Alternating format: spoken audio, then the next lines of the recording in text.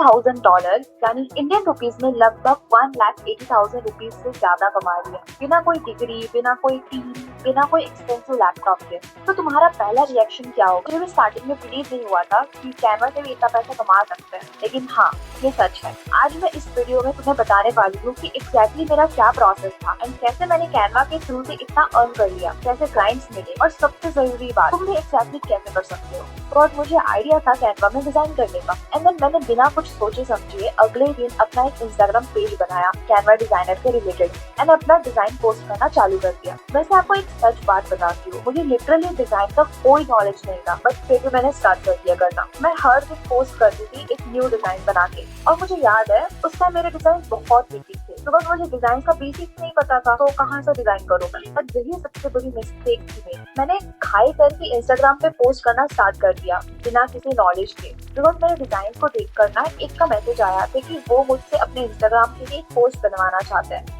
मैंने उनसे कहा कि मैं बना दूंगी, बट मुझे ना नॉलेज था डिजाइन की और ना ही कैसे चार्ज करते हैं। उन्होंने पहले मुझसे एक सैंपल मांगा था, तो मैंने बना के उनको दिया, लेकिन उन्होंने कहा ये बिल्कुल प्रोफेशनल नहीं है, और वो क्लाइंट मेरे हाथ से चला गया। फिर उस दिन मुझे ऐसा लगा कि मैं कुछ तो गलत कर रही हूँ। तभी मैंने यूट्यूब पे ग्राफिक डिजाइन के बारे में सर्च किया, तब मुझे वहां से पता चला कि एक डिजाइन प्रिंसिपल नाम की भी कोई चीज होती है। मिस्टेक की वजह से मैंने काफी कुछ सीखा भी है, ताकि मैं बता सकूँ कि आप वो मिस्टेक ना करो। तो स्टेप नंबर 1, आपको सबसे पहले नीश डिसाइड करनी होगी कि आप किसकी लिए क्या डिजाइन करना चाहते हो। लाइक आप सोशल मीडिया पोस्ट बनाना चाहते हो, या फिर थंबनेल डिजाइन करना चाहते हो, या फिर पैकेजिंग डिजाइन। नीश डिसाइड करने से आपको एक क्लैरिटी मिलेगी एंड आप उसी को टारगेट रख के उन क्लाइंट को अप्रोच कर सकते हो इंस्टाग्राम के थ्रू। तो स्टार्टिंग में मेरा नीश था सोशल मीडिया पोस्ट, बिकॉज सभी जितने भी स्मॉल ब्रांड्स थे सब सोशल मीडिया पे एक्टिव होना चाहते थे, और डेली एक्टिव रहने के लिए उन्हें सोशल मीडिया पोस्ट की जरूरत थी। तो उस गैप को फील करने के लिए मैंने सोशल मीडिया पोस्ट डिजाइन किया था एंड मैंने वो सीखना स्टार्ट कर दिया।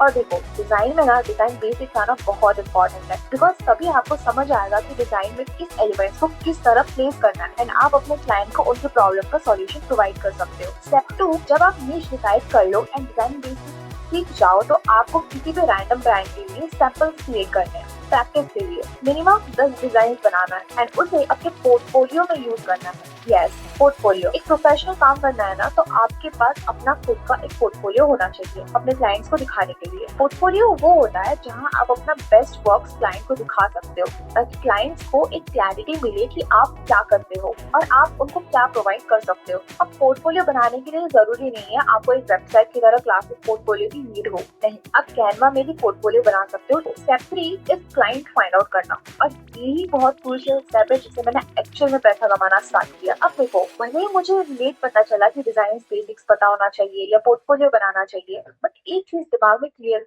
कि अगर मैं इंस्टाग्राम पे रेगुलरली अपने डिजाइन शोकेस करूंगी तो मुझे क्लाइंट जरूर मिलेंगे, और यही हुआ। मैंने 2 मंथ्स रेगुलरली डिजाइन बना के पोस्ट करना स्टार्ट किया। यस, 2 महीने लगातार कंटेंट डाला। मैंने क्लाइंट एंड जो कैनवा सीखने वाले लोग हैं उन दोनों को टारगेट रख के कंटेंट डाला। अब मैं सिर्फ क्लाइंट के लिए कर सकती थी, बट दोनों को क्यों टारगेट किया ये आपको आगे समझ जाएगा। एंड देन 2 महीने बाद फाइनली मेरे फॉलोअर्स 20K हो गए थे एंड मुझे मेरा फर्स्ट क्लाइंट मिला था। एंड यस, अभी मैं एकदम प्रिपेयर थी कि कोई भी क्लाइंट ले सकूं, बट एक प्रॉब्लम यहाँ पे भी थी कि ये मेरा फर्स्ट क्लाइंट था और मुझे कोई आइडिया नहीं था कि मुझे क्लाइंट से कितना चार्ज करना चाहिए। बट इसका भी सॉल्यूशन मैंने फाइंड आउट कर लिया। अब ये तो सबको ही पता है, हमारा असली दोस्त ChatGPT होता है। तो मैं गई ChatGPT पे एंड उसको मैंने सब बताया, मेरे एक्सपीरियंस के बारे में, मेरी ग्रोथ के बारे में। एंड ChatGPT के अकॉर्डिंग उसने कहा तुम्हें 300 पर पोस्ट चार्ज करना चाहिए। अब उसने तो कहा 300, बट एक चीज जो आपको हमेशा करनी चाहिए क्लाइंट के साथ, जब भी आप एक वैल्यू पे स्टिक हो तो आप क्लाइंट को थोड़ा ज्यादा अमाउंट बोलो। फॉर एग्जाम्पल, यहाँ पे मैं 300 पे स्टिक,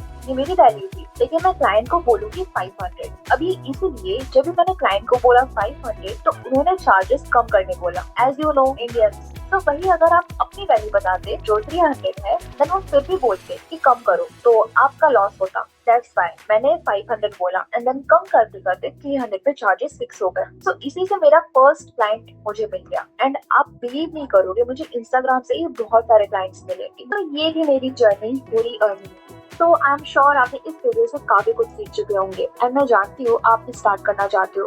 सो सोचो मत, बस स्टार्ट कर दो। स्टार्ट करोगे तभी कुछ ना कुछ लिंक होगा एंड कुछ ना कुछ मिलेगा।